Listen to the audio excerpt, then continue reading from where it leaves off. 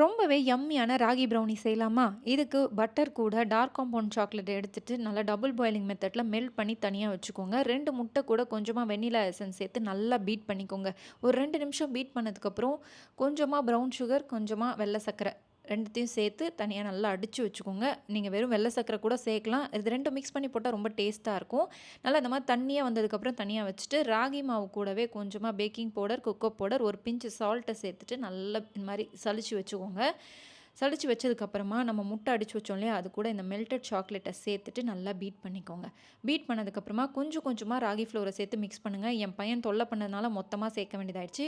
நல்லா அந்த மாரி மிக்ஸ் பண்ணிட்டு, ஒரு 7 இன்ச் டின்ல நல்லா போர் பண்ணிட்டு, ஒரு 180 டிகிரிக்கு 10 மினிட்ஸ் ப்ரீ ஹீட் பண்ண அவன்ல 180 டிகிரி செல்சியஸ்ல ஒரு 45 மினிட்ஸ் நல்லா வச்சு எடுங்க. உங்க அவனுக்கு எவ்வளவோ அது மாரி செட் பண்ணிக்கோங்க. சூப்பரா ரெடி ஆயிடும். செஞ்சு பார்த்துட்டு எப்படி வந்திருக்குன்னு சொல்லுங்க. இதே மாரி சூப்பரான ரெசிபியோட வந்து பார்க்குறேன். அதுவரைக்கும் ஹேப்பி குக்கிங் அண்ட் பை.